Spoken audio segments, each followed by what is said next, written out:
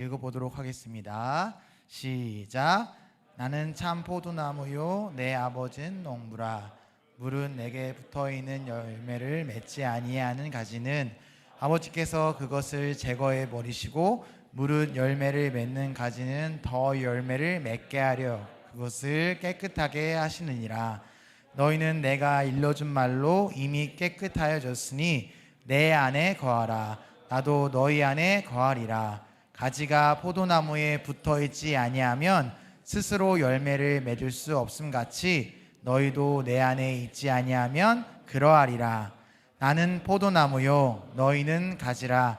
그가 내 안에 내가 그 안에 거하면 사람이 열매를 많이 맺나니 나를 떠나서는 너희가 아무것도 할 수 없음이라. 사람이 내 안에 거하지 아니하면 가지처럼 밖에 버려져 마르나니 사람들이 그것을 모아다가 불에 던져 사르니, 너희가 내 안에 거하고 내 말이 너희 안에 거하면 무엇이든지 원하는 대로 구하라. 그리하면 이루리라. 너희가 열매를 많이 맺으면 내 아버지께서 영광을 받으실 것이요 너희는 내 제자가 되리라. 아멘. 네, 오늘 설교는 현재 DFC 대표로 사역하고 계시는 도기현 선교사님께서 Disciples for Christ, 예수님이 위한 제자들이란 제목으로 말씀 전해주시겠습니다. 우리 선교사님 입장하실 때에 우리 큰 박수로 맞이하겠습니다. 우리 박수 드리겠습니다.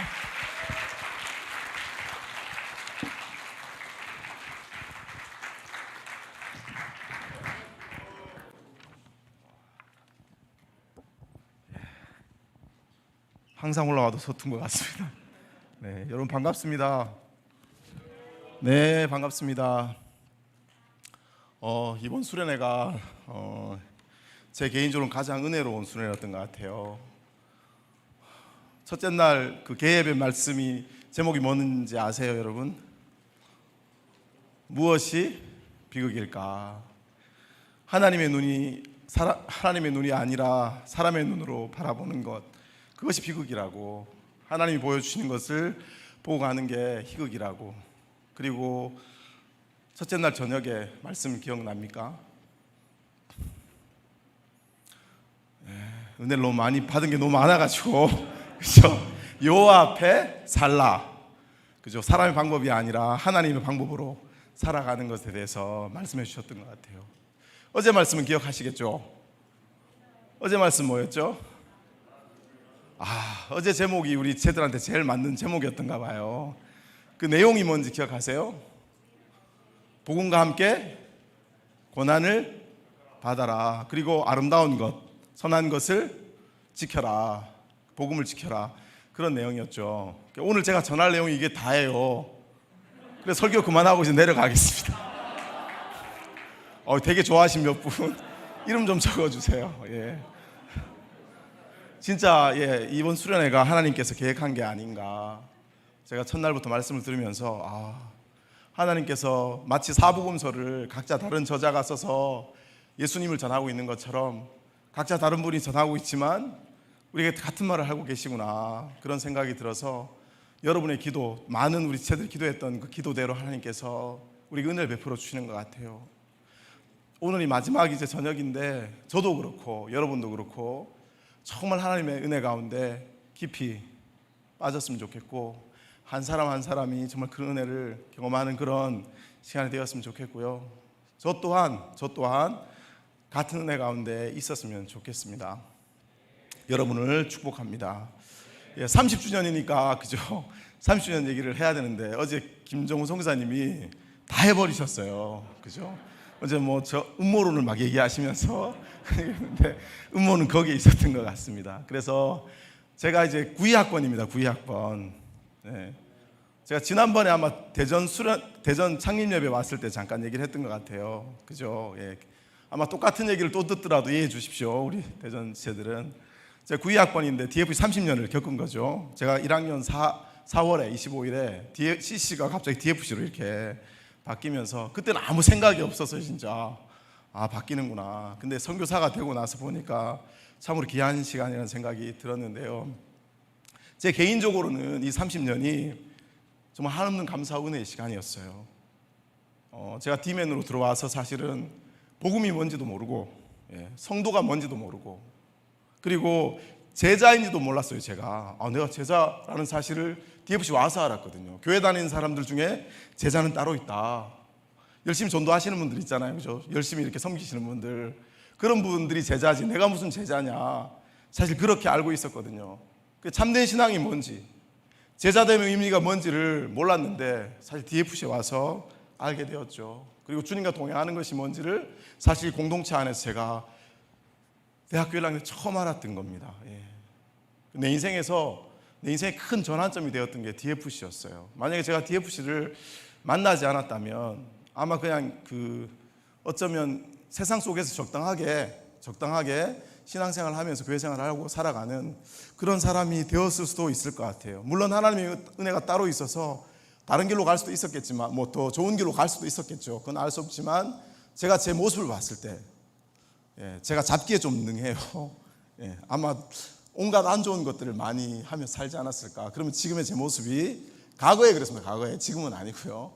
제가 과거에 막 밤새도록 게임에 빠져가지고 방학 때 이런 얘기하면 또 은혜가 될지 모르겠는데 2주 동안 컴퓨터 앞에서 밥을 먹으면서 제가 은혜가 안 되시나 보네요. 죄송합니다. 그런 대학 생활을 보내기도 했었거든요. 그때 이제 DFC 들어와서 얼마 안 됐을 텐데, 근데 이제 신앙의 어떤 삶을 살면서 그런 삶이 아니라 주님을 닮아가는 삶이 뭔지를 알아가면서 제 삶의 많은 부분들이 정리되었던 거죠, 사실은. 그죠? 그렇게 저는 은혜를 누렸고, 저 같은 많은 사람들이, 수없이 많은 사람들이 이 30년 동안 예수님의 제자로 세워져서 세상으로 보내어졌던 게 DFC의 30년 역사라고 저는 생각합니다. 연약함이 많지만 주님이 세워주신 너무 귀하고 복된 공동체가 아닌가.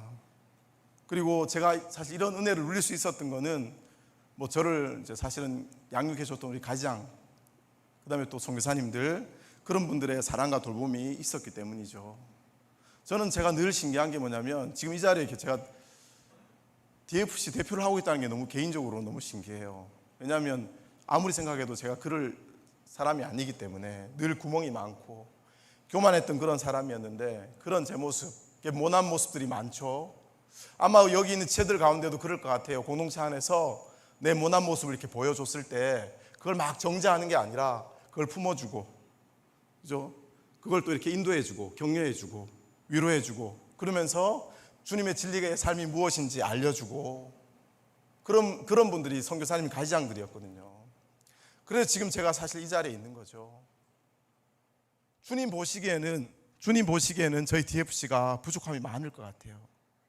그런데 아마 여러분이 주님 앞에 연약함들을 아무리 어떤 연약함을 드러내도 아마 우리 공동체 가지장이나 선교사님들이 아마 사랑 안에서 품어줄 것 같아요. 제가 그렇게 살아왔기 때문에 복음과 사랑의 어떤 그런 가족 공동체가 DFC라고 저는 생각합니다. 이런 공동체에서 제가 자라고 지금 여기 있고, 지금도 저를 지지해주는 수많은 동역자들이 있어요. 그래서 제가 힘들면 달려갈 수 있는 멘토 같은 스승들, 스님이란다. 어휴, 선배님들, 큰일 날 뻔했습니다. 선배님들. 그래서 인생에 어떤 어려움들이 생길 때마다 그 길들을 정말 사랑으로 저를 위해서 저를 이제 얘기를 들어주고 길들을 알려주는 그런 분들이 많이 있습니다. 제가 이 DFC 30주년 수련회 말씀을 준비하면서 정말 우리가 돌아봐야 될 게 뭘까? 그리고 가장 중요한 가치가 뭘까? 그리고 무엇을 붙들어야 우리에게 주어진 사명들을 잘 감당할 수 있을까? 고민을 많이 했습니다. 근데 아무리 생각을 해도 계속 드는 생각이 땡땡땡이었습니다. 이게 뭘까요, 여러분? 우리의 가장 중요한 거, DFC의 가장 중요한 키워드가 뭐죠? 네? 제자죠, 제자. 우리 이번 수련회 주제가 뭐죠? 우리는 제자입니다. 뭐 그렇잖아요, 그죠? 제자도였습니다. 제자도는 DFC의 핵심이고 또 이제 삶이고 목적인 거죠. 왜냐하면 이 제자도가 우리가 만든 게 아니잖아요. 우리가 만들어서 비전에 대한 얘기를 아마 첫째 날 저녁에 김영영 목사님께서 해주셨는데 하조원이라 그래요. 하조원, 그죠? 제가 그 설명을 다 해드렸어야 되는데 그분이 설명을 다 해주셨어요. 네. 하나님께서 보여주시는 거, 하나님께서 주는 게 우리의 비전이잖아요. 네. 그래서 우리는 그 비전을 따라 살아가는데 그게 뭐냐면 제자도예요. 제자도. 마태복음 28장 18절에서 20절을 말씀에서 얘기하고 있는 제자의 삶에 대해서 말씀하고 있는 거죠. 그것을 구체적으로 우리 DFC 안에서 실현하기 위해서 하고 있는 사역이 뭐냐면 캠퍼스 복음화와 제자화를 통해서 민족과 세계를 복음화하는 거예요. 그래서 우리가 제자도, 이 제자도를 버리고 나면 아무것도 없는 거죠, 사실은. 여러분, DFC 제자도의 근간이 되는 말씀이 뭔 줄 아십니까? 제자 사용, 가지론에 보면 제자 사용론을 얘기하고 있는데, 그 말씀이 어떤 말씀일까요? 그렇죠. 제가 오늘 말씀 왜 요한복음 정했겠습니까? 요한복음 15장이 우리 제자도의 근간이 되는 말씀입니다. DFC는 마태복음 28장 18절 20절 말씀 한번 외우고 계신가요, 가지장들? 긴장되죠? 제가 시킬까 봐. 우리 같이 한번 외워보겠습니다. 18절, 예수께서 나와 일러 가라사대 하늘과 땅의 모든 권세를 내게 주셨으니 너희는 가서 모든 족속으로 민족으로 제자를 삼아 아버지와 아들과 성령의 이름으로 세례를 주고 제가 까먹었습니다. 계속 가세요. 계속 세례를 주고 내게 분ban 모든 것을 가르쳐 지키게 하라. 볼지어다 세상 끝날까지 내가 너희와 항상 함께 있으리라 하시니라. 아멘. 가지장 중에 이 말씀 못 외우면 DFC 나가야 됩니다. 진짜 나가면 안 됩니다. 네, 큰일 납니다. 그리고 요한복음 15장 말씀, 특별히 1절부터 8절까지 말씀을 근간으로 세워진 예수 제자 공동체, 예수 증인 공동체가 저희 DFC입니다. 그래서 DFC는 뭐의 약자죠? Disciples for Christ. 제가 영어를 좀 못합니다. 이해해 주세요. 네, 예수님을 위한 제자들. 그래서 오늘 말씀 제목이 DFC예요. 그래서 제자답게 사는 그 제자도가 DFC의 전부입니다. 왜냐하면 이게 성도의 전부거든요. 성도가 살아가는 삶의 전부가 제자도잖아요. 그래서 DFC 제자도의 근간이 되는 요한복음 15장 말씀을 중심으로 제자답게 사는 것이 무엇인지, 어떻게 사는 것이 주님 앞에 합당한 것인지 돌아보는 그런 시간이 좀 되었으면 좋겠고요. 그래서 오늘 말씀을 통해서 우리 DFC 공동체가 제자 공동체로 하나님 앞에 또 온전히 드려지는 그런 시간이 되었으면 좋겠습니다. 오늘 말씀에서 제자도는 아주 분명하게 이야기합니다. 제자도는 예수님 안에 거하는 것이라고 이야기해요. 예수님 안에 거하는 것. 거하라는 의미는 머물라, 살아가라, 생활하라 라고 그런 의미예요. 그런데 거하라 이 단어는 현재형이죠. 현재형. 그러면 항상 현재예요. 기현아, 너 예수님 안에 거해라. 그러면 항상 현재죠. 제자도는 항상 현재형입니다. 항상 예수님 안에서 살아가라는 의미입니다. 예수님과 인격적이고 실제적인 동행을 의미하는 거예요. 머리로 나 예수님과 머리로 이렇게 생각하는 게 아니라 내 삶이 실제로 예수님과 함께 걸어가고 있는 거죠. 예수님과 함께 예수님의 가치와 예수님의 정신과 예수님의 방법을 따라 살아가는 거예요. 예수님께 집중하는 겁니다. 무엇을 하든지 어디에 있든지 예수님과 대화하고 지혜를 구하고 상황을 알아면서 예수님의 뜻을 이루고자 삶의 자리에서 구체적으로 행동하는 거예요. 행동하는 거. 살아간다는 게 여러분, 살아간다고 하면서 그냥 누워있는 건 아니잖아. 여러분, 그죠? 예수님과 함께 살아간다는 거. 부부가 결혼해서 아내와 살아간다는 게 어떤 의미입니까? 집에 그냥 사는 겁니까? 모든 삶을 함께 공유하는 거죠. 서로 상의하고 어떻게 가야 될지 나누고 함께 만들어가는 거잖아요. 그러니까 제자도는 머리에 있는 게 아니라는 거예요. 여러분 꼭 기억하세요. 제자도는 실제적인 삶이에요. 그게 없으면 사실은 그것은 세상 사람들이 말하는 그 이야기하고 똑같은 거죠. 성경을 알고 있다고 해서 꼭 믿는 건 아니잖아요. 스님들이 성경을 그렇게 많이 읽는답니다. 그럼 스님들이 예수님을 믿나요? 아니죠. 예수 믿는 사람들은 구체적인 그런 삶이 있는 거죠. 예수님이 옆에 우리 이렇게 있는 그런 물건 같은 단지 물리적으로 존재하는 그런 분이 아니라는 거예요. 우리와 대화하고 우리와 교제하고 함께 삶을 결정하기 원하시는 그런 인격체라는 거죠. 그분은. 그래서 제자는 주님과 함께하고 주님을 배우고, 우리 주님이 제자잖아요, 그죠? 제자는 스승을 닮아가는 거죠, 따라가는 거죠. 주님을 배우고 닮아가고 따라가는 그런 존재입니다. 그래서 히브리서 12장 3절에 보면 믿음의 경주를 제자답게 하기 위해서 믿음의 주요 온전케 하시는 예수를 바라보자라고 말합니다. 바라보자라고.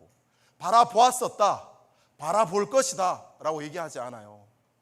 우리가 제자의 삶을 늘 잘 경주하기 위해서 이 히브리서에서도 얘기하는 게 현재형이죠. 늘 바라봐야 돼요. 늘. 네. 약속대로 항상 함께 계시는 주님을 믿고 주님과 함께 하는 것입니다. 이렇게 예수 안에 살아가기 위해서 요한복음 15장 7절 10절이 말씀하는 것이 있는데, 그게 뭐냐면, 가장 먼저 말씀하는 게 뭐냐면 말씀이 우리 안에 거하게 하라는 거예요. 예. 요한복음 15장 7절 10절, 아까 우리가 본문을 통해서 읽었는데, 말씀이 내 안에, 너희가 내 안에 거하고 내 말이 너희 안에 거하면 무엇인지 원하는 대로 구하라. 내 말이 너희 안에 거하고 너희가 내 안에 거하고 내 말이 너희 안에 거하면, 요한복음 15장 10절, 내가 아버지의 계명을 지켜 그의 사랑 안에 거하는 것 같이 너희도 내 계명을 지키면 내 사랑 안에 거하리라. 계명에 대한 얘기를 하죠. 그런데 요한복음 8장 31절에 보면 이것에 대해서 분명하게 말씀하고 있습니다. 같이 한번 읽어보겠습니다. 시작. 그러므로 예수께서 자기를 믿는 유대인들에게 이르시되 너희가 내 말에 거하면 참으로 내 제자가 되고. 아멘. 예수님의 말씀이 우리가 말씀 안에 거한다는 것, 내가 예수님 안에 거하고 예수님 말씀이 내 안에 거하는 것, 그게 우리가 예수님 안에 거하는 삶이라는 거예요. 그러면 뭐가 된다고요? 참 제자가 되는 거죠. 참 제자가 되는 것입니다. 그래서 말씀이 우리 안에 거한다는 것은 두 가지 의미가 있습니다. 첫째는 말씀을 배우는 거예요.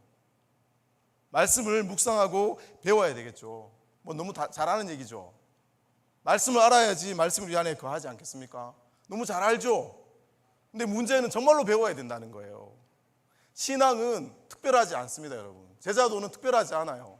뭔가 굉장히 엄청난 어떤 특별한 어떤 한 방을 통해서 변화되는 게 아니에요. 성경 얘기가 처음부터까지 하는 얘기가 뭐예요? 결국에는 예수를 잘 믿어라, 이런 얘기 하는 거잖아요, 그죠? 예수님을 잘 순종해라, 그 얘기면 사실 끝나는 거예요. 근데 중요한 거는 뭐냐면, 이 성사님 그 얘기 다 알죠. 제가 그 얘기 다 알잖아요, 그죠? 20몇 년을 사역하고 있는데 그게 잘 안 돼요. 하루도 빠뜨리지 않고 말씀 가운데 살아가는 게 잘 안 된다니까요, 여러분. 그렇게 잘 아는데. 제가 아까 제자도는 실제적인 뭐라 그랬어요? 실제적인 거라 그랬죠. 정말로 내가 말씀을 정말 배우고 있어야 되는 거예요. 정말로 말씀 묵상하고 있어야 되는 거죠. 그러니까 머리로 아는 것이 중요한 것일 수 있지만 알아야 되죠. 근데 정말로 배워야 된다는 거예요. 우리가 잘 아는 말씀이죠. 베드로후서 3장 18절 말씀, 그죠? 오직 우리 주 곧 구주 예수 그리스도의 은혜와 그를 아는 지식에서 자라가라. 그리고 베드로서 2장 2절 말씀에도 갓난아이처럼 신령한 젖을 사모하라고. 이게 뭐냐 말씀이잖아요. 가지 모임에 다 배운 거잖아요, 그죠? 그러면 우리가 구원에 이르도록, 구원받았지만 온전한 제자로 살아갈 수 있도록 해 주신다고 말씀하고 있죠. 그리고 로마서 10장 7절 말씀, 그러므로 믿음은 들음에서 나며 들음은 그리스도의 말씀으로 말미암느니라. 여러분, 믿음이 자라고 싶죠? 정말 예수님이 정말 내 주인이 되었으면 좋겠죠? 근데 여기 약속을 말씀이 어떻게 얘기하고 있죠? 그리스도의 말씀. 믿음은 들음에서 난대요. 근데 뭘 들으라는 거예요? 그리스도의 말씀을 들어야 되는 거예요. 말씀을 들어야지 우리의 믿음이 생긴다는 거죠. 여러분, 믿음 생기고 싶지만 말씀을 안 들으면 생기겠습니까? 여러분, 성경 말씀 믿으시죠? 말씀이 진리잖아요. 그 다음에 제가 늘 묵상하는 말씀인데요.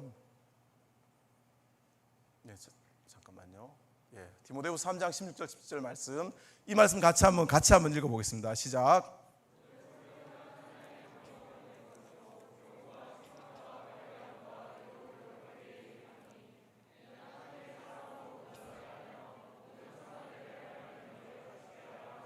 아멘. 모든 성경은 하나님의 감동으로 되어서 17절에 뭐 하나님의 사람을 온전케 하며 모든 선한 일을 행할 능력을 우리에게 갖춰준대요. 여러분, 온전한 성도가 되고 싶잖아요. 그리고 정말 내가 믿음을 발휘해야 될 때 믿음을 발휘할 수 있는 사람이 되고 싶잖아요. 그럼 어떻게 하라고 얘기하고 있죠? 말씀이 그렇게 한다고 이야기하고 있죠. 모든 성경이, 그죠? 다른 곳에서 찾으면 답이 없다는 거예요, 여러분. 여러분, 정말 하나님의 말씀 있습니까? 말씀에 거하기를 원하십니까? 그럼 말씀대로 하셔야 되죠. 말씀을 사모하고 말씀의 지식을 알고 말씀을 들으십시오. 말씀이 예수님을 알게 하고 믿게 하고 자라게 하고 온전케 하고 말씀 안에 있게 하고 참 제자가 되게 한다는 겁니다. 되게 단순해요, 신앙은. 사실은 어떤 의미에서는 말씀이 없이는 주님 앞에 있을 수가 없습니다. 나는 주님 안에 살고 싶습니다. 그렇지만 말씀 보는 것은 너무나 귀찮습니다. 그럼 그 사람이 말씀 안에 살 수 있을까요? 마음은 있을 수 있어요. 마음은. 여러분, 마음 뭐 하고 싶은 게 너무 많죠. 뭔가 되었으면 하고 싶은 게 많죠. 마음으로. 여러분이 가장 원하는 게 뭐예요? 마음으로. 일단 학생이니까 성적을 잘 받고 싶잖아요. 근데 공부 안 하면 성적이 잘 나옵니까? 똑같은 거예요. 성적 잘 받고 싶지만 공부하기는 싫습니다 하는 거 똑같은 거예요, 여러분. 악한 영적 세력은, 우리의 육체는 거룩함을 좋아하지 않습니다. 우리가 주님 앞에 가는 것을 좋아하지 않아요. 이 성경이 맨날 집에 있는데 잘 펴집니까, 여러분? 그죠? 폰은 자동 아니에요, 자동? 그죠? 아침에 일어나면 바로 자동이잖아요. 게임 자동 아닙니까? 머리에 생각하기 전에 몸이 벌써 거기 가 있잖아요. 이건 제가 경험해봐서 아는 거라서. 네. 과거에 그랬습니다. 네, 과거에. 우리 몸은, 우리 그냥 육체는 거룩함의 삶을 사는 걸 싫어해요. 그래서 우리가 말씀을 묵상하고 배우면 그 말씀 때문에 마음이 내키지 않을 때가 있어요. 말씀이 내 안에 불편할 때도 있는 거죠. 그리고 말씀을 먹거나 기도의 삶을 살아가는 것이 내키지 않을 때가 많은 거예요. 그래서 머리로는 기도하고 싶지만 하기 싫은 거죠. 그럴 때 우리는 정말로 기도해야 됩니다. 기도부터 시작해야 돼요. 하나님, 저 좀 도와주세요. 예수님께서 우리가 거하신다 그랬잖아요, 그죠? 예. 너희가 내 안에고 내 말이 너희 안에 거하면 우리가 제자가 되는 거거든요. 제자가 되는 거거든요. 그거를 예수님 안에 거하는 것이라고 지금 요한복음 15장에서 계속 얘기하고 있는 건데요. 그러면 내주하는 성령께서 우리에게 도움을 주세요. 우리 안에 성령께서 계시거든요. 능력이신 분이 계시거든요. 여러분, 무릎 관절을 수술하고 나면 가만히 있으면 어떻게 될까요? 이게 안 돼요. 수술을 하고 나서 그냥 이렇게 가만히 있으면 이게 안 되거든요. 그러면 이게 어떻게 해야 될까요? 이거를 똑바로 걸으려면 이 다리를 꺾어야 된답니다. 관절을 꺾어야 된다. 이렇게 팍. 물론 이제 한꺼번에 이제 꺾진 않을 수도 있겠지만 빨리 이제 하려면 심하게 꺾어야 되는 부분이 있는 거예요. 저희 어머니 양쪽 관절을 다 수술하셨거든요. 눈물 나게 다리를 꺾으셨어요. 눈물 나게. 굳어버린 다리가 온전해지려면 다리를 꺾는 대가가 치러져야 되는 거예요, 여러분.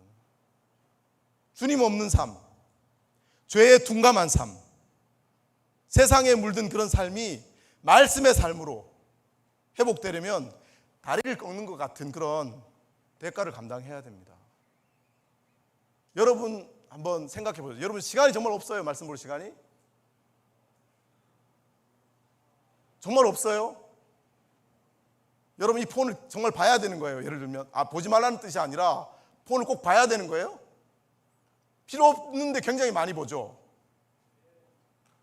근데 그 시간 빼서 말씀 보면 되잖아요. 근데 그게 안 되죠. 그죠? 폰을 저기 갖다 놓는 그런 정말 치열한 싸움이 있어야 돼요. 치열한 싸움. 정말 이게 치열한 거예요. 왜냐하면 자동으로 지금 폰하고 사람은 일체예요. 일체. 한 몸이에요. 마치 자기 몸의 일체인 것 같아요. 저도 아침에 일어나면 일단 시계를 봐야 되니까 폰부터 보거든요. 근데 제가 아침에 일어나면 기도를 해요. 그런데 폰을 보고 나서 나도 모르게 그 창을 내려요. 그러면 카톡이 와 있어요. 그러면 기도를 먼저 하지 않고 그것부터 보다 내려놓고 기도하게 되는 경우가 종종 있습니다. 저도 모르게 기도해야 됐다는 생각을 내려놓고 그냥 가만히 있으면 저도 모르게 그냥 그렇게 되어버리는 거예요. 그렇게 정말 시간이 없는 게 아니죠. 그런데 그런 내가 정말 내 육체가 원하지만 그것을 내려놓겠다는 그런 대가를 치러야 되는 거죠. 성경은 경건에 이르기를 연습하라고 이야기합니다. 연습하라고, 훈련하라고. 디모데후서 4장 5절에 7절에 보면 하나님의 말씀과 기도로 거룩하여진다고 이야기하면 쭉쭉 얘기하면서 경건에 이르도록 내 자신을 연단하라. 경건이 거룩한 삶이죠. 말씀과 기도의 삶을 살기 위해서 연단하라고 이야기, 연단하라고. 연단은 단순한 그냥 이런 게 뭐 연습이 아니에요. 훈련을 이야기, 훈련하는 것은 여러분 생각해보면 운동선수를 생각해보면 좋을 것 같아요. 운동선수, 진짜 선수. 올림픽에 나가는 선수 있잖아요. 그 다음에 야구 선수들. 운동을 어떻게 하죠? 대충 합니까? 어떤 수준이 정해져 있잖아, 그죠? 그럼 그 수준에 도달하기 전까지는 절대로 딴짓을 안 해요. 체중도 줄이고 잠도 줄이고, 그죠? 자기 모든 것들을 다 줄여요. 그게 훈련하는 거예요. 그게 매일매일 말씀의 습관이 자리 잡을 때까지 그런 훈련이 필요합니다. 근데 지금은 어느 시대보다 그런 게 필요한 시대인 것 같아요.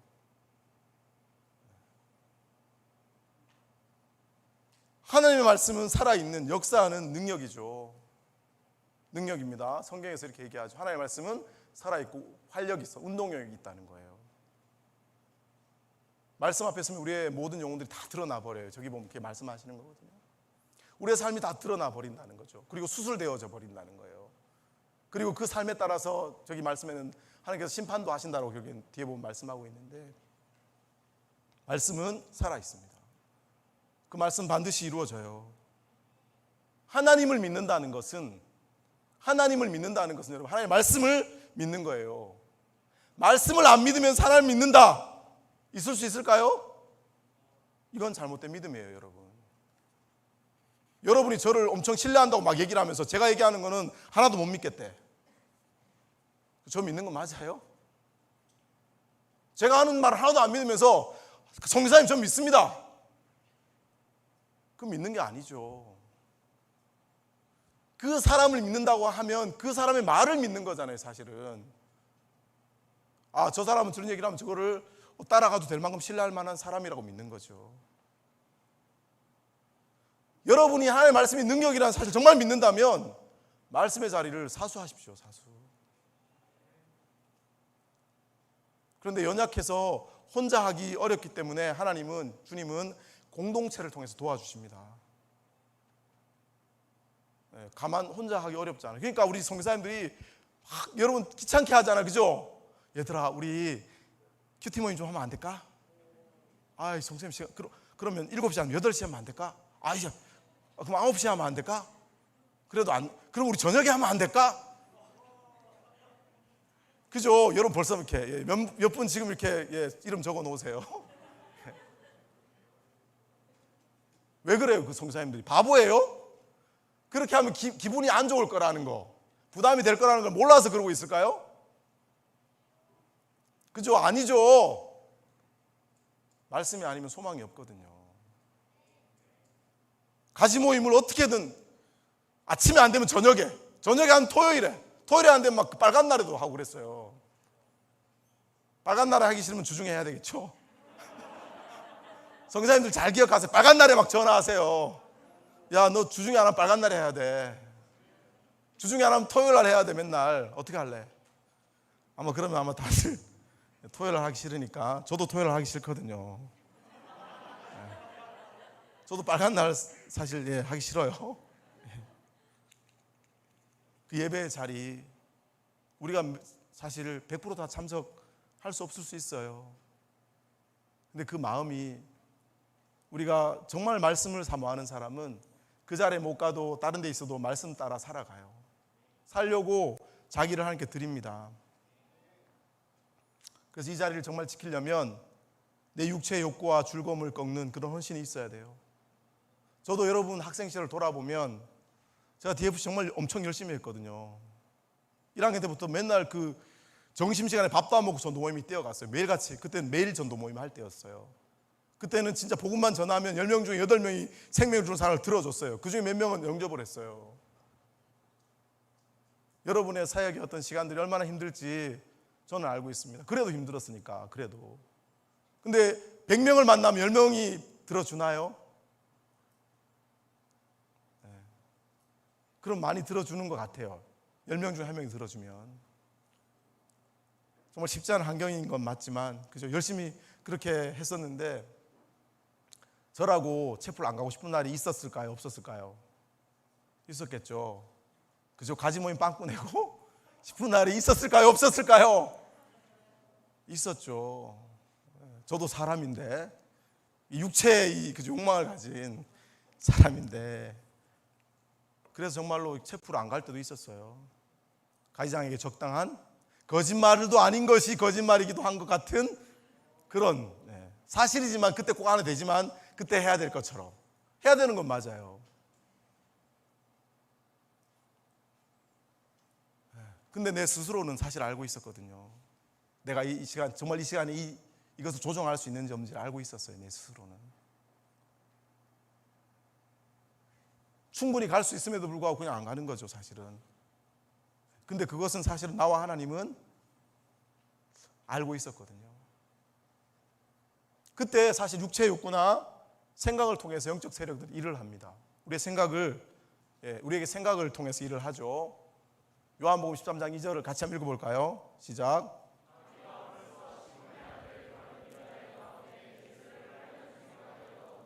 뭘 넣는다고요? 생각을 넣는다 그랬죠. 그죠? 하나님의 길을 가지 못하도록 여러 가지 많은 이유들을 제공해 주는 거죠. 근데 그게 굉장히 합리적일 때가 많아요. 그냥 생각해 보면. 학생으로서 공부해야 되는 게 당연하죠. 맞죠? 여러분 공부 안 하십니까?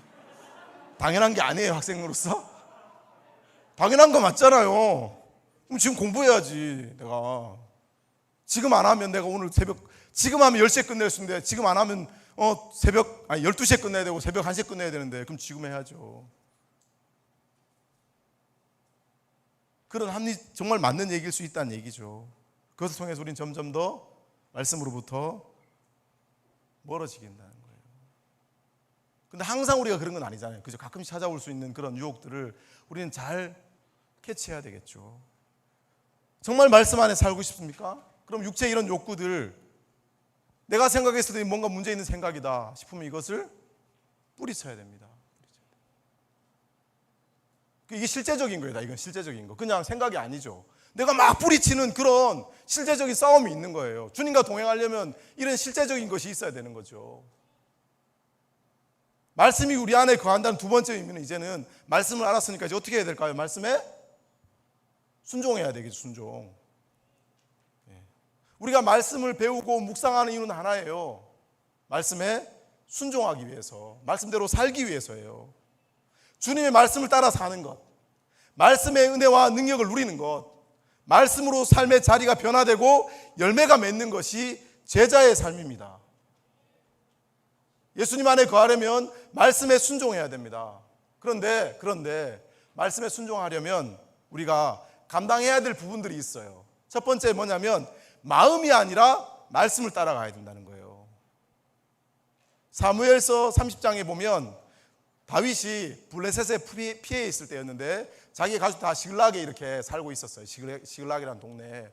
근데 다윗이 자기의 그 병사들을 데리고 시글락을 비웠을 때 아말렉이 쳐들어와서, 이거 김영욱 선생님 다 얘기해 주셨죠, 목사님께서. 그래서 제가 이제 설명 안 해도 될 것 같긴 한데 여러분이 머리가 나쁘다고 생각해서 얘기하는 건 아니에요. 다 아는 건 알지만 제가 얘기를 좀 해야지 시간이 맞을 것 같아서 얘기를 하는 겁니다. 아말렉 족속이 와서 그 성을 다 불태우고 재산이고 가족이 싹 다 데리고 가버린 거예요. 아말렉에 대한 분노가 충천했겠죠. 그 가족이 죽지 않았을까 불안함으로 가득 찼겠죠. 여러분 같았으면 다윗의 마음이 어땠을 것 같아요? 뭔가 보이는 게 있었을까요? 바로 어떻게 했을 것 같아요? 야들아 가자. 어떤 지점에서 웃은 거죠 지금? 아 야들아. 아 제가 야들아 얘들아라고 얘기했어야 되는데. 근데요 다윗이 바로 안 가요. 뭐 한 줄 아세요? 기도를 합니다. 기도를. 하나님께 기도해요. 내가 추격해야 될까요? 당연한 거 아니에요 여러분? 여러분 똑같은 거예요. 지금 내가 공부해야 될까요? 가지 모임 시간에 지금 공부 안 하면 1시간만 더 잠을 좀 줄이면 돼. 그런데 하나님 내가 지금 공부해야 될까요? 물어보세요 이제. 그럼 하나님께서 그래 너 말씀 보지 말고 공부해 그냥. 공부가 네 인생을 책임져 줄 거야. 이렇게 대답하실까요? 어찌됐건 다윗이 기도했죠. 그리고 하나님께서 가라고 했어요. 그래서 이제 막 가는 거죠. 빨리 가야죠. 근데 가다 보니까 한 소년이 죽은 것처럼 쓰러져 있어요. 근데 지금 내 가족이랑 우리 동족들이 다 죽을 판이야 지금. 근데 다윗이 뭐 하냐면 그 마음을 따라가지 않아요. 그 소년을 구합니다. 먹이고 해서 살려놔요. 정신을 차리고 기력을 회복할 때까지 거기서 또 기다려요. 왜 그랬을까요 다윗이? 하나님의 말씀대로 하는 거예요. 우리가 아무리 급해도 사람이 죽어가면 하나님께서 뭐라고 하시겠어요? 그 사람을 도우는 게 하나님 뜻이잖아요. 그래서 다윗은 그 급박한 그 다급한 마음 속에서도 그 소년을 살려요. 그런데 놀라운 은혜가 부어져요. 알고 봤더니 이 소년이 아말렉 군대가 버리고 간 소년인 거야. 예. 죽게 생겨서 그냥 짐이 되니까 버리고 간 거죠. 이 친구를 살려줬더니 이 친구가 아말렉이 어디로 갔는지 다 알려준 거예요. 그래서 빨리 따라가서 자기의 가족들을 다 찾게 됩니다. 다윗은 정말 마음의 상태로 생각하면 어떻게 통제할 수 없는 상황이었다는 거죠. 그런데 그 마음을 따라가지 않고 말씀을 따라갔다는 거예요. 우리가 말씀 안에 거하려면, 말씀이 우리 안에 있게 하려면, 순종하려면 우리의 마음을 따라가면 안 돼요. 약속을 따라가야죠. 잠언 말씀에 이런 말씀이 있습니다. 제가 이 말씀을 굉장히 자주 설교 때마다 얘기를 하는데 한번 읽어볼까요? 다 같이 시작.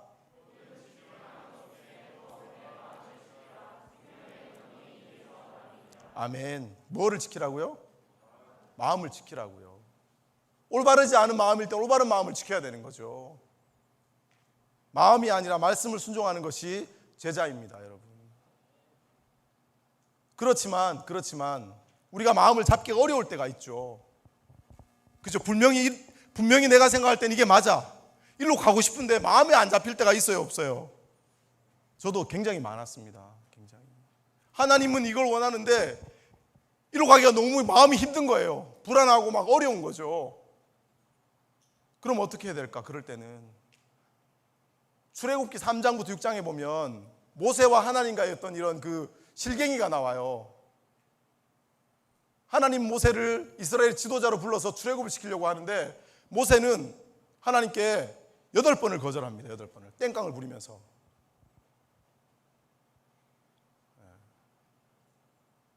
답은 하나님의 뜻은 알지만 못 가는 거죠. 마음이 너무 두려운 거예요. 무서운 거예요.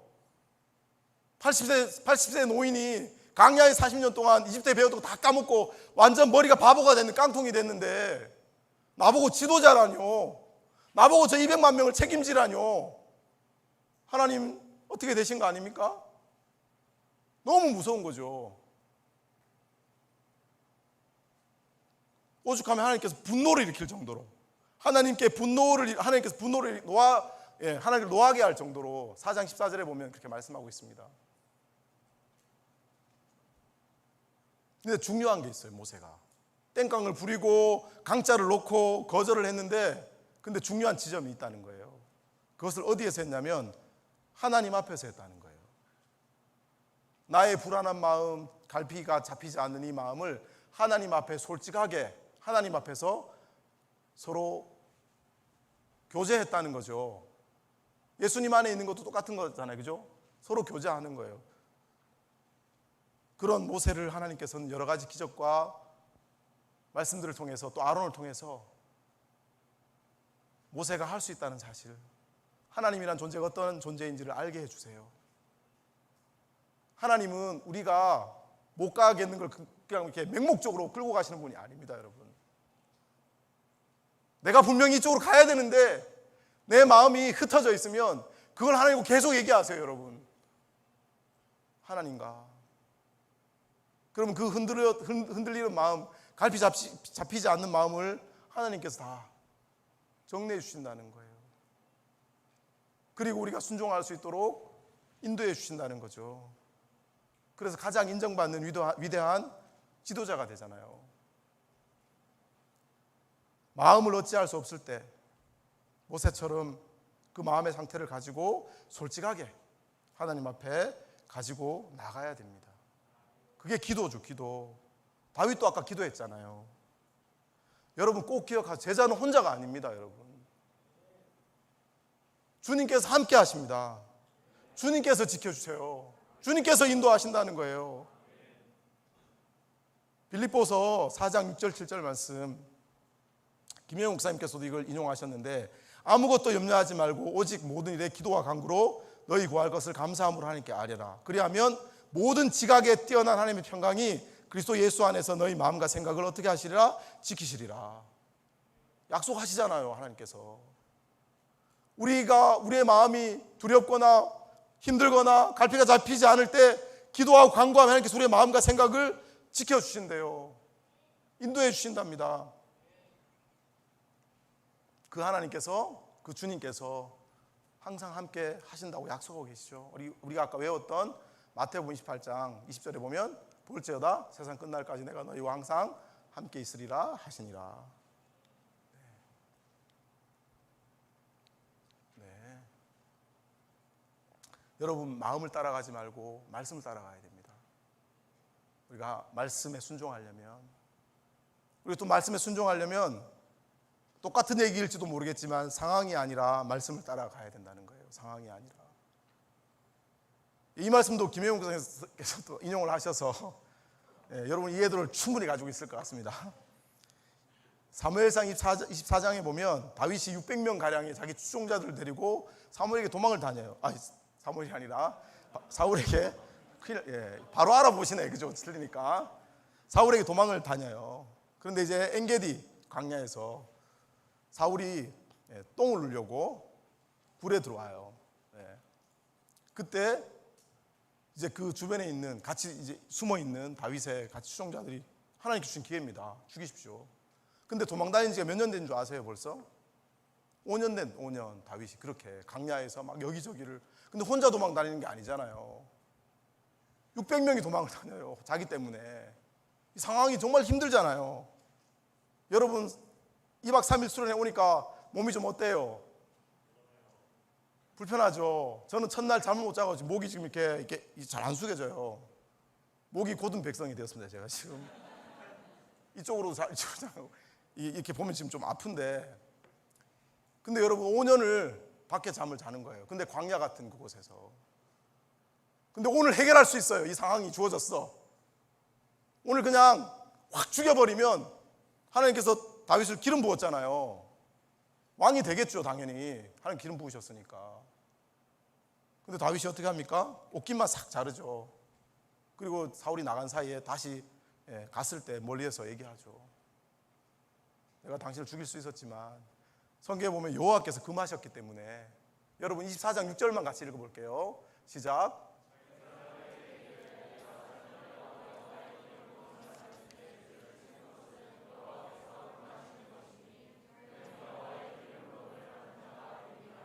아멘.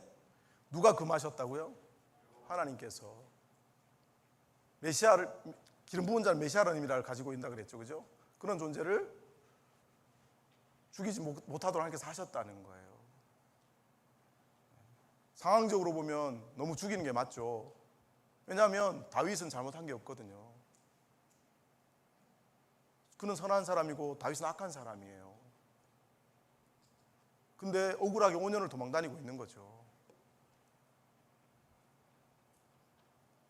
근데 죽이지 않습니다. 왜? 그 상황이 아니라 말씀을 따라가는 거거든요. 그래서 하나님께서 사울을 심판하시고 다윗은 말씀대로 하나님의 약속대로 왕으로 세워집니다. 성경에는 이런 상황이 아니라 말씀을 따라가는 수많은 사건들이 계속 기록되어 있어요. 여리고성 전투도 마찬가지고 아수르와 히스기야가 전쟁했던 그런 전쟁도 마찬가지입니다. 기도원의 전쟁도 마찬가지죠. 성경에 뭐 엄청나게 많아요. 오늘 집에 가서, 오늘이 아니구나, 오늘 집에 가면 안 되니까 내일 집에 가셔서 성경 쭉 읽어보세요. 이때 이렇게 하면 안 되는데, 이때는 이렇게 해야지. 상황을 따라가지 않습니다. 그런 사건들로 그냥 가득 차 있습니다. 제가 대학생 때 컴퓨터과 시험을 쳤어요. 근데 그때 이제 그 조교 선생님이 와서 그 감독을 봤거든요. 근데 그분이 감독하다 말고 나가버렸어요. 어떤 일이 벌어졌을까요? 어떤 일이 벌어졌을 것 같아요, 여러분?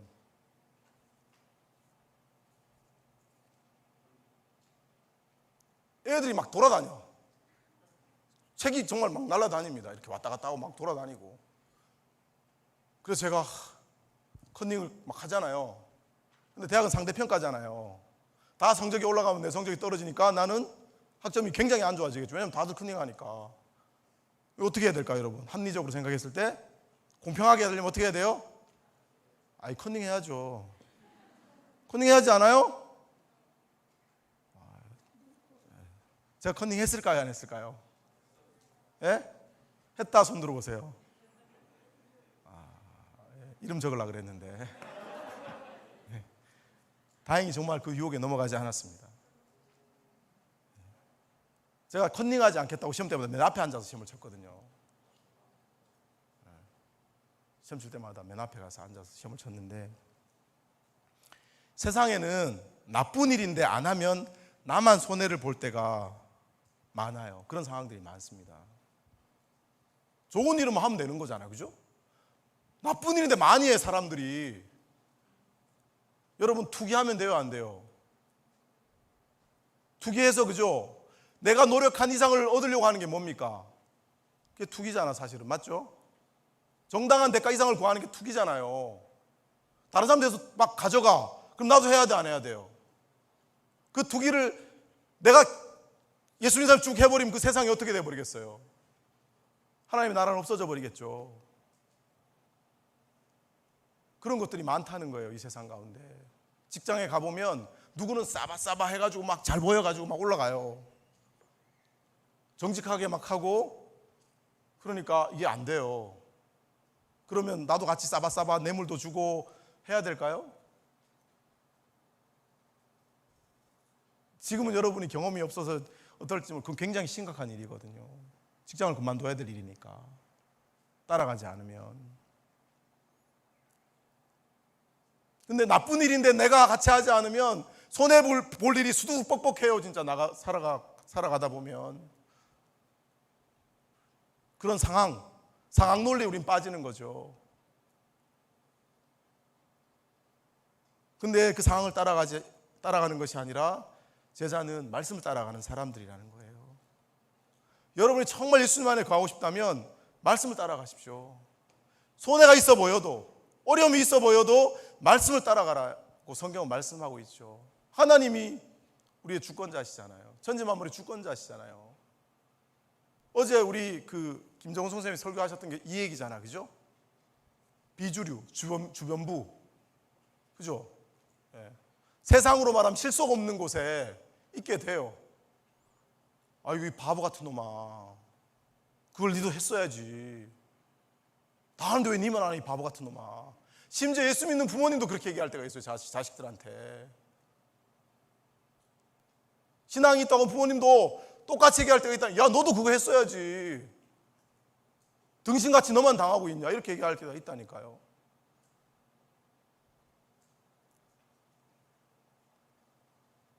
여러분, 우리가 진리를 지키려면 손해보는 일들이 생기는 거죠. 주님을 따라가려면 어려움이 생기는 거죠. 그리고 말씀에 또 순종하려면 세 번째로 정말 기억해야 될 건 뭐냐면 하나님의 말씀이 능력이라는 걸 정말 믿어야 돼요. 하나님의 말씀이 반드시 이루어진다는 그 사실을 정말 믿어야 됩니다. 하나님의 말씀이 왜 이루어질까요? 하나님이 신실한 분이기 때문에 그래요. 같이 한번 읽어볼까요? 다 같이. 시작.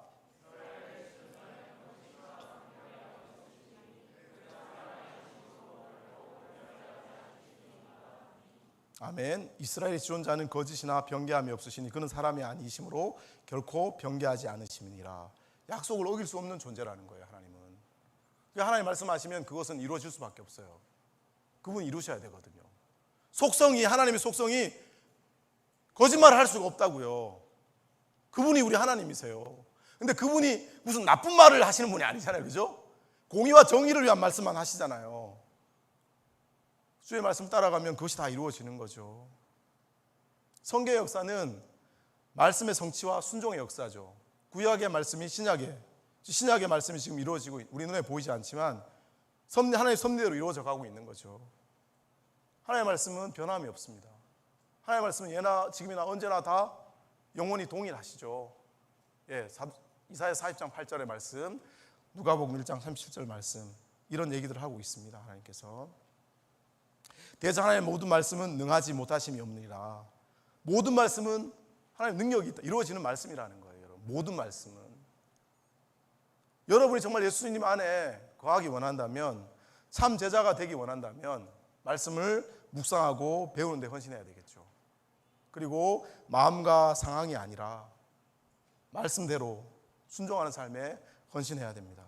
그러려면 다리를 꺾는 그런 대가를 치러야 됩니다. 하나님은 정말 살아계시거든요. 말씀은 역사하시거든요. 그 하나님을 경험하게 됩니다. 그 하나님을 경험하게 됩니다. 자, 큰 두 번째. 첫 번째, 예수님 안에 거하는 것이, 말씀이 우리 안에 거하는 것이라고 그랬죠. 예수님이 우리 안에 거한다는 것을 또 얘기하는 게 열매가 맺는 삶을 의미하는 거예요. 15장은 포도나무 비유를 얘기하고 있잖아요. 포도나무의 핵심, 포도나무에 가지는 제자를 의미하죠. 사실 이 비유의 핵심은 뭐냐면 열매에 있습니다. 열매. 포도나무에 가지가 붙어 있으면 열매를 많이 맺는다 그랬죠. 붙어 있으면, 예수님 안에 있으면 반드시 열매를 맺는 거예요. 열매 없는 삶은 여러분, 이 성경대로 말하면 제자의 삶이 아닙니다. 여러분, 붙어 있으면 반드시 열매를 맺는다 그랬잖아요. 근데 붙어 있다고 하는데 열매가 없어. 그건 제자의 삶이 아니죠. 같이 한번, 잠깐만요. 같이 한번 읽어보겠습니다. 시작.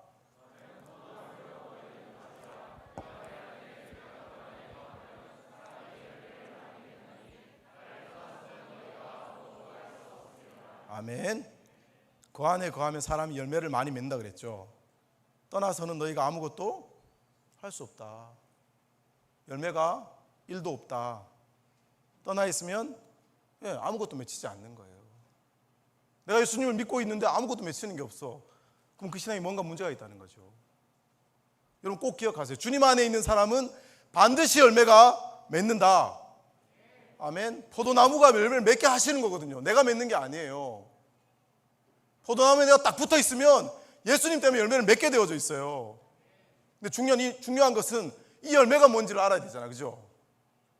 이 열매가 뭘까요, 여러분? 어떤 학자는 인격적인 열매라고 이야기해요. 뭐 성령의 열매와 같은, 뭐 사랑, 굉장히 중요한 게 사랑이겠죠. 또 어떤 학자는 전도의 열매, 복음 전도의 열매라고 이야기합니다. 근데 어떤 학자는 두 가지다. 이 학자가 제일 지혜로운 것 같아요. 그죠? 욕먹을 일이 없잖아. 여러분 생각은 1, 2, 3번 중에 뭔 것 같아요? 또 긴장하시나요? 제자의 삶이 인격적으로 굉장히 훌륭해. 너무 훌륭한데 복음이 안 전해져. 이럴 수 있어요? 그 사람 보면 사람들이 다 막 존경해. 너무 훌륭해. 근데 복음이 안 전할 수 있어요? 그럴 수는 없죠. 인격적인 열매가 있으면 복음의 열매도 같이 있는 거예요. 그래서 제자의 열매는 두 가지 모두가 함께 맺히는 거죠. 요한복음 15장을 읽어봐도 인격적인 열매와 이 복음 전도의 열매를 같이 이야기합니다. 그래서 요한복음 15장 10절, 11절, 12절 이렇게 보면 서로 사랑하라. 내 안에 있으면 사랑 안에 거하고 너희가 서로 사랑하게 된다고 이야기를 합니다. 저기 제가 말씀드린 말씀인데요. 그리고 15장 16절 같이 한번 읽어보겠습니다. 시작.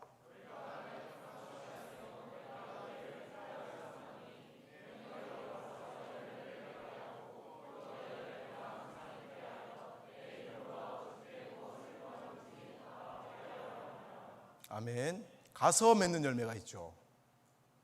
가서 맺는 열매가 뭘까요?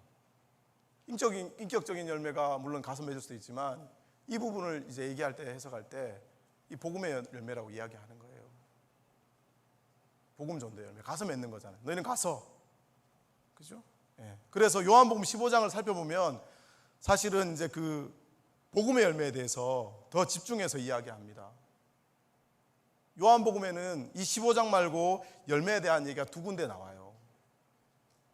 그래서 인격적인 열매에 대한 얘기를 하지만 요한복음이 더 중요하게 다루고 있는 열매는 사실은 복음 전도의 열매예요. 같이 한번 보겠습니다. 다 같이 두 말씀을 읽어보겠습니다. 시작.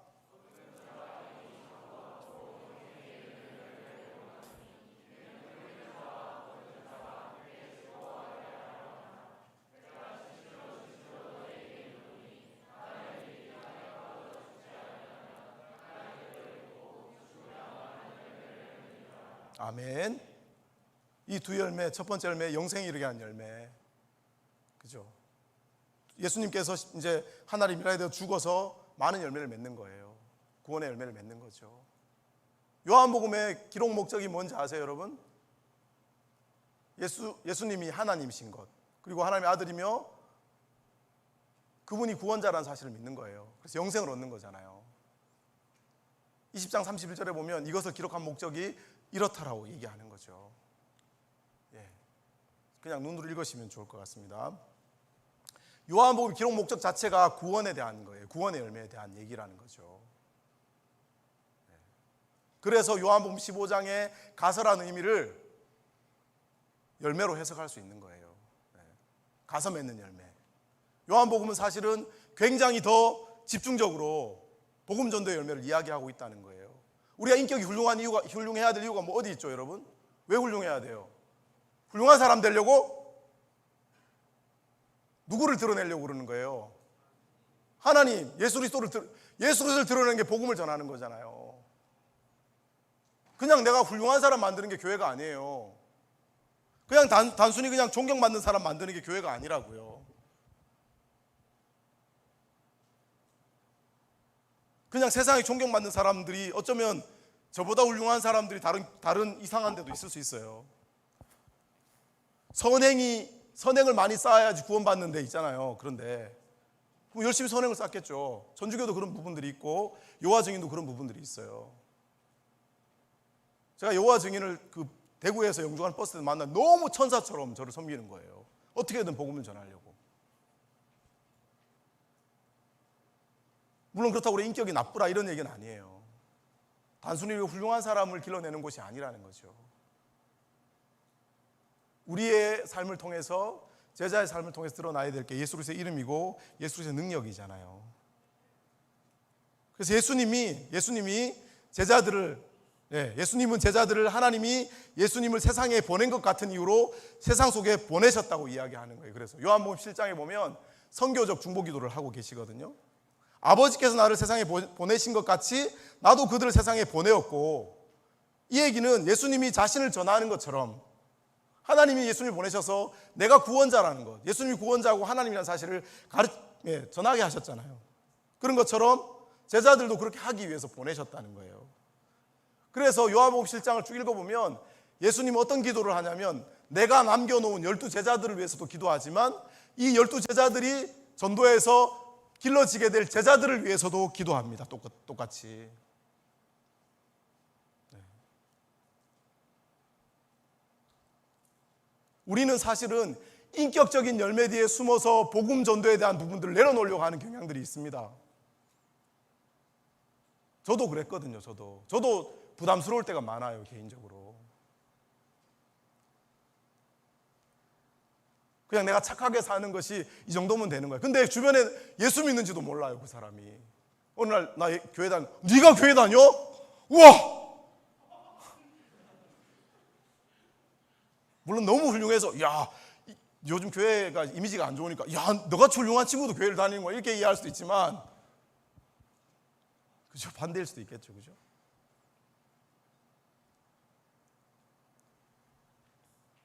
네, 제자는 믿지 않는 사람, 복음이 없는 족속에게 가서 복음을 전하고 제자를 세우는 사람입니다. 이것이 제자로서 당연한 거라는 거예요. 당연한 거. 그래서 제자 공동체인 DFC의 비전도 주님이 주신 가서 복음을 전하고 말씀을 가르쳐 지키게 함으로 제자를 삼는 거예요. 아멘. 예.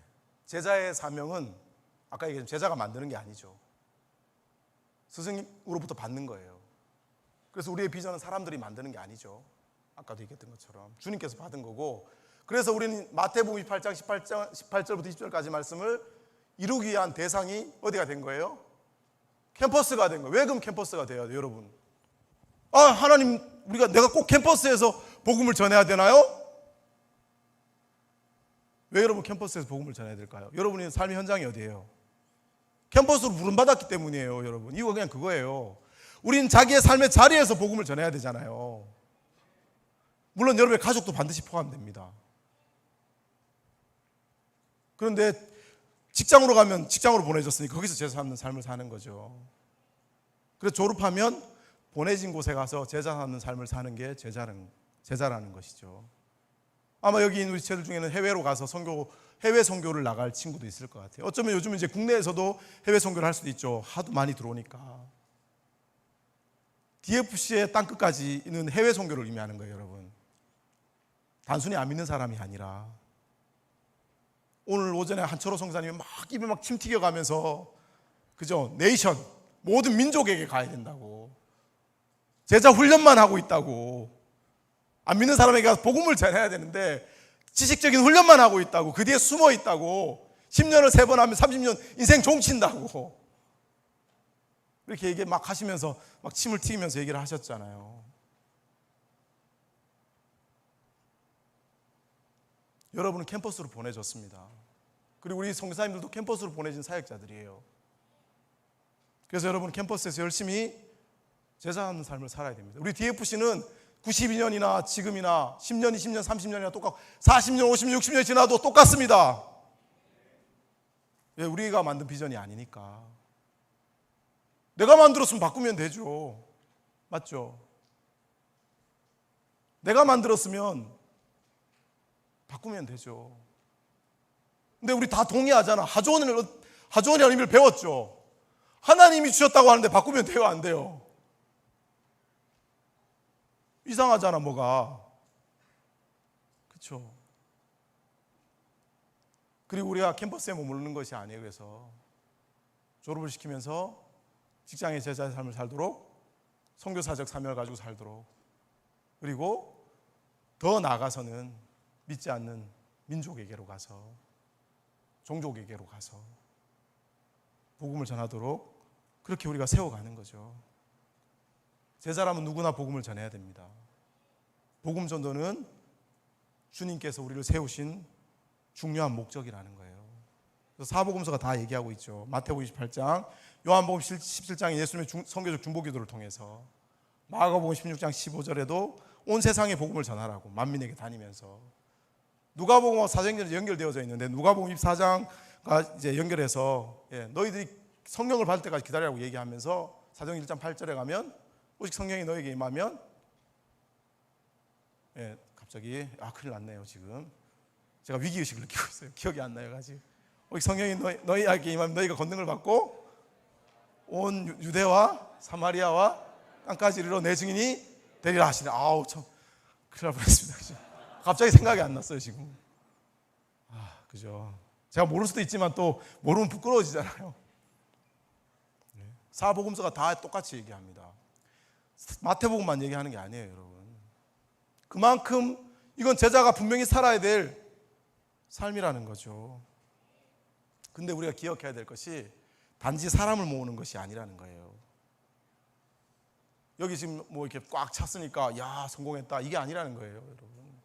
한 사람 한 사람을 예수님 안에 살아가도록 인도하는 사랑과 인내와 헌신의 여정이라는 거죠. 이것은 인격적인 열매가 없이는 정말로 불가능합니다. 내 가지장이 막 머긋해요. 맨날 소리 지르고 막 짜증내고 그러면서 예수님 따라가래. 그럼 속으로 그러겠죠. 니나 잘 따라가라. 간디가 그런 얘기를 했어요. 내가 성경에 있는 예수님을 내가 믿을 수 있겠다. 그러나 내가 기독교인들을 보면 예수를 믿지 못하겠다라는 얘기를 했습니다. 뼈아픈 얘기죠. 뼈아픈 얘기. 근데 지금 시대가 약간 그런 거, 약간 알아서 생각하세요. 굉장히 그럴 수도 있고, 그죠? 예수가 아니라 사람을 믿으면 그렇게 되는 것 같아요. 그래서 우리는 인격적인 열매가 없을 수 없는 거죠. 그래서 아까 얘기했던 인격적인 열매와 구원의 열매는 분리될 수가 없어요. 예수님의 말씀 안에 있으면 배려하게 되고 존중하게 되고 사랑하게 되고 나누고 희생하게 돼요. 섬기는 인격적인 열매가 있을 수밖에 없는 거죠. 그리고 그것을 통해서 우리가 복음을 전할 수밖에 없는 거예요.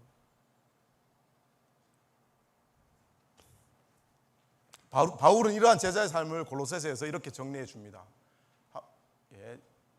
잠깐만요. 제가 자꾸 뭔가를 잘못 누르고 있는 거. 같이 한번 읽어보겠습니다. 시작.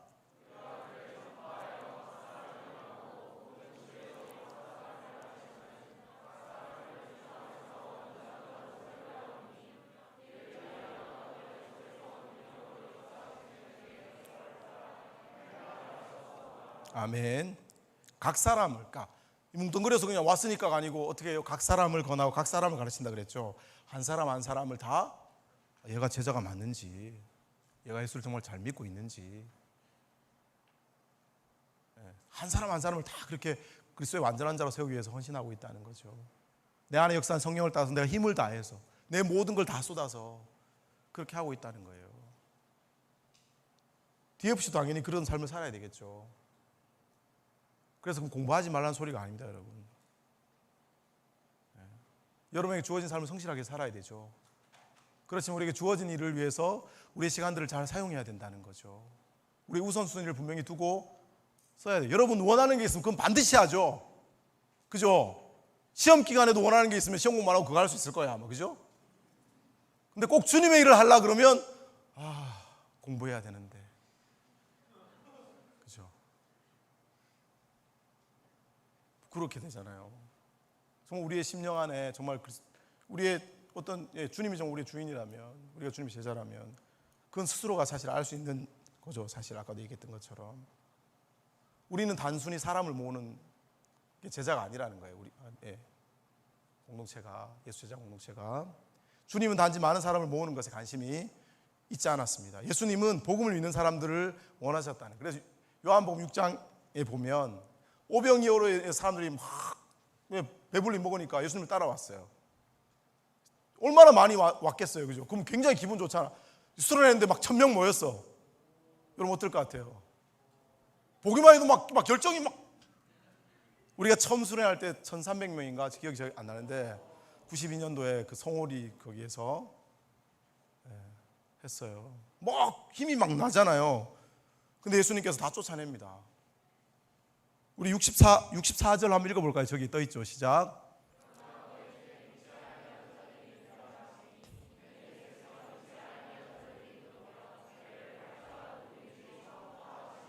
아멘. 거기까지만 시간이 그러니까. 그 가룟 유다도 있었지만 많은 사람들이 예수 안 믿는다는 것에 대해서 예수님께서 얘기하시는 거예요.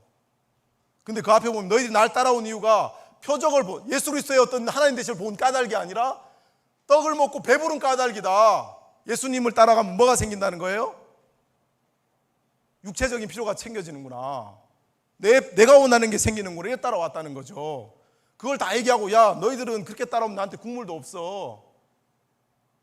그건 나를 믿는 게 아니야. 싹 정리를 해버리셨어요. 그 제자들 보고도 야 너들도 갈래? 그러니까 생명의 말씀이 여기 있는데 우리가 어디를 가겠냐고. 그리고 제자들이 남게 되는 거예요.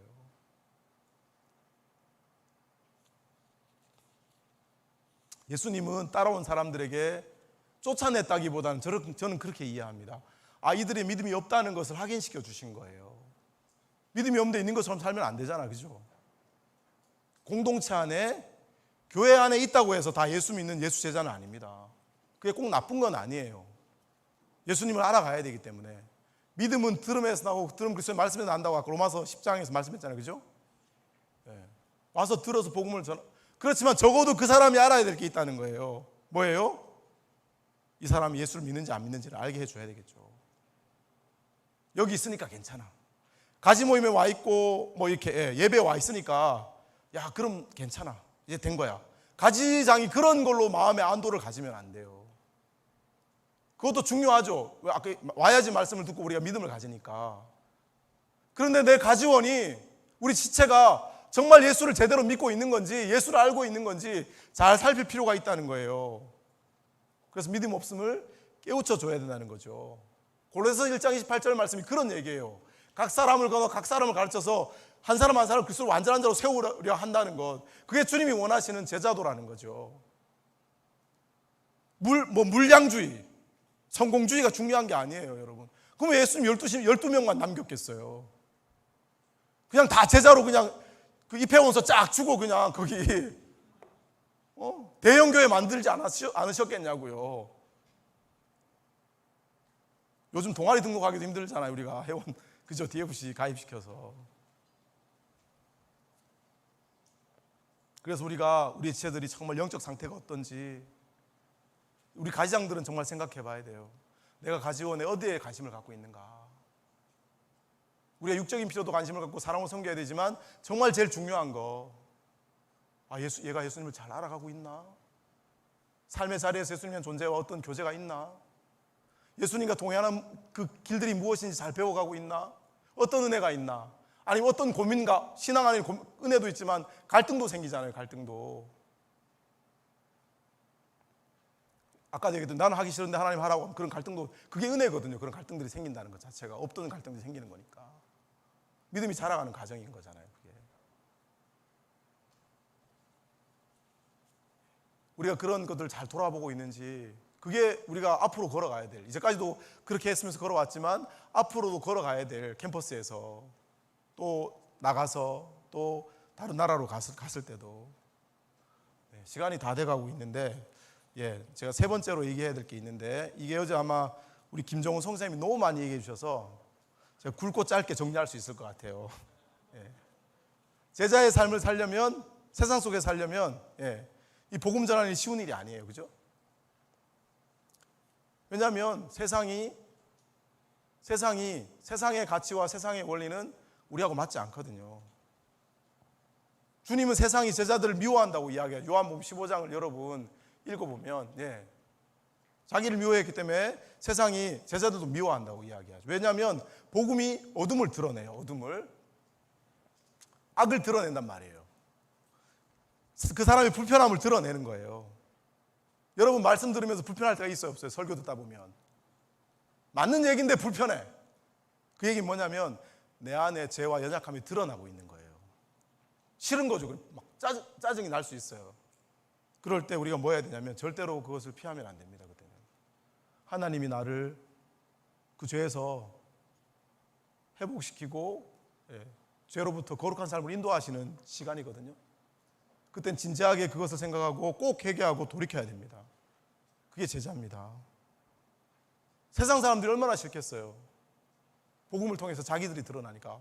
이 어두움, 악한 가운데, 어둠 더러운 것들 가운데 빛이 딱 비치면 어떻게 돼요?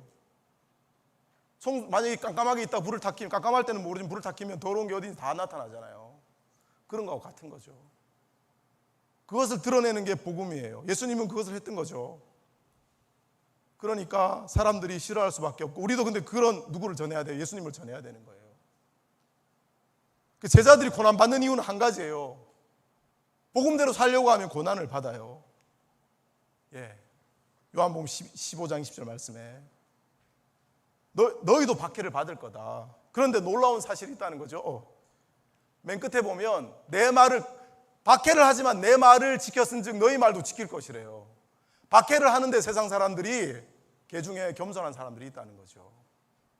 말씀을 듣고 주님께 돌아오는 사람들이 있다는 거예요. 어제 김정은 성사님 설교하면서 온라인에 막 올렸는데 우리 지체들 그죠? 스스로가 주님께 온 사람들이 있었다 그랬잖아요. 그런 사람들이 있다는 거예요. 예수님께서 믿게 하신다는 성경을 통해서 우리 안에 성령을 주셨고 그 성령을 통해서 믿게 하신다는 거죠. 진리의 성령이 오실 때 그가 나를 증언할 것이요. 그 뒷 말씀을 읽어보면 너희도 나를 증언할 거라고, 나의 증인 될 거라고 얘기하고 있습니다. 이 복음이 능력인데요. 우리가 늦으면 안 되니까 우리가 박해받는 것은 너무나 당연한 거라는 거예요. 복음대로 살면, 순종하며 살면 고난을 받는 것은 정상이라고 성경은 이야기합니다. 그게 한번 읽어볼까요? 다 같이 시작.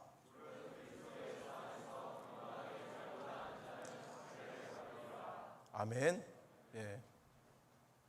무릇 그리스도 예수 안에서 경건하게 살고자 하면, 예수님 안에서 거하고자 하면 뭐가 있다고요? 박해가 있다는 거죠. 어려움이 있다는 거예요. 여러분, 예수 믿기 전에는 전혀 마음이 불편함이 없었는데 예수를 믿고 나서 불편한 것들이 기본적으로 많이 생기죠. 같이 한번 읽어보겠습니다. 디모데후서 3장 2절에서 5절 말씀 시작.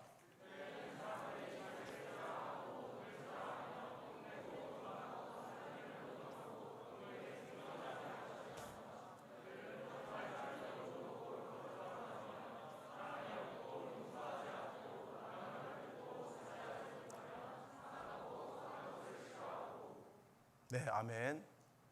어쩌면 우리가 예수 믿기 전에는 부모님께 말 함부로 하는 거, 악한 생각들, 시기와 질투, 남을 무시하는 거, 뒷담화하는 거 불편하지 않을 수 있었다는 거예요. 근데 하나하나가 예수님을 알아가고 제자가 되어가면서 그것 자체도 우리에겐 굉장히 큰 고난이에요. 다 뒷담화하는데 입 다물고 있으면 어떻게 돼요? 왕따 당하잖아요. 적당히 한마디 넣어줘야죠. 그래, 그놈 나쁜 놈 맞지. 그거 안 하기가 쉬워요, 여러분? 제자는 사실 안 해야 되거든요. 그러니까 우리가 예수님을 믿고 제자로 살아가려고 하는 순간부터 우리에게 굉장히 많은 환경들이 우리에게 어려움으로 다가온다는 거예요. 마음의 갈등으로 시작해서 아까 실제적인 선택까지 죄와 싸워야 되는 그런 부분들이 우리에게 주어진다는 거죠. 그래서 이처럼 고난이 없는 삶은 제자의 삶이 아닐 수 있습니다, 여러분. 나는 제자라고 걸어가고 있지만 주님의 길을 안 가고 있을 수 있다는 거예요. 정말 우리는 잘 살펴봐야 됩니다. 내가 제자일까? 그럼 성경을 통해 비춰봐야 되겠죠.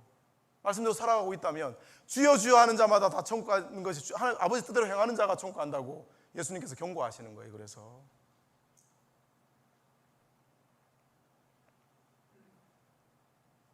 오늘 시간이 다 되었는데 제가 정리를 하겠습니다.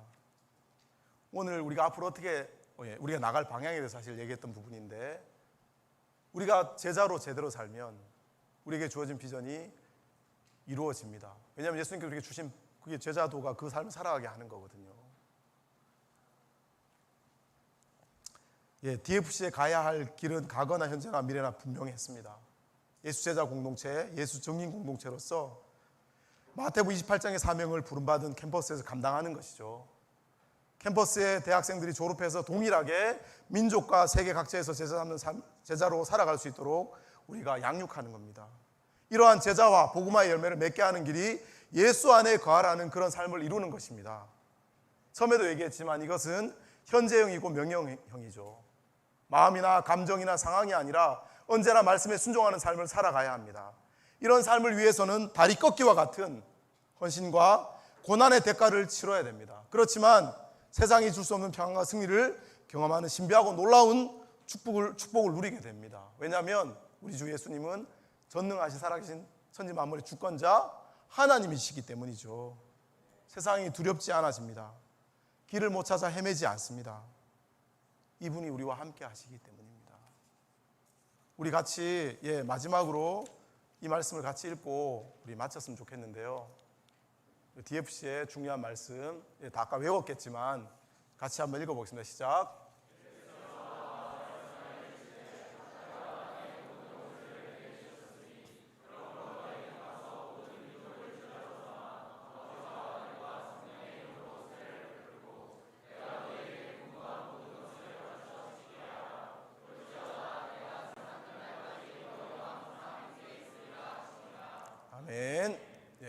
같이 읽어보겠습니다. 시작.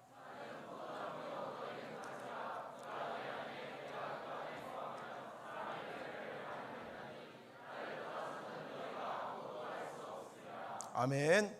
이 두 말씀은 꼭 외웠으면 좋겠어요. DFC 모든 제자들이 외워야 되겠지만 우리 DFC가 예수 제자 공동체, 예수 증인 공동체, DFC 예수님을 위한 제자들이잖아요. 이 두 말씀을 꼭 외우고 우리가 이 말씀을 새기면서 우리에게 주어진 사명의 길을 잘 걸어가는 그런 공동체가 되었으면 좋겠습니다. 우리 다 같이 우리 찬양팀 나오셔가지고 성도의 노래. 제가 오늘 여기 와서 찬양을 들으면서 이 찬양이 참 오늘 말씀하고 연결이 되겠다 싶어서 부탁을 드렸습니다. 제가 이 노래를 잘 모르거든요. 같이 우리 찬양하면서 그 찬양 가사를 생각하면서 우리의 삶을 드리겠다고.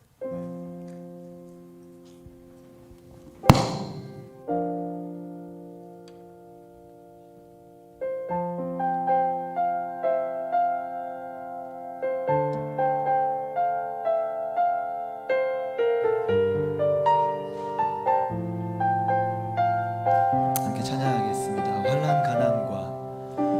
환난 가난과 고난 수고로움 속에도 성도는 그 믿음을 지켰네.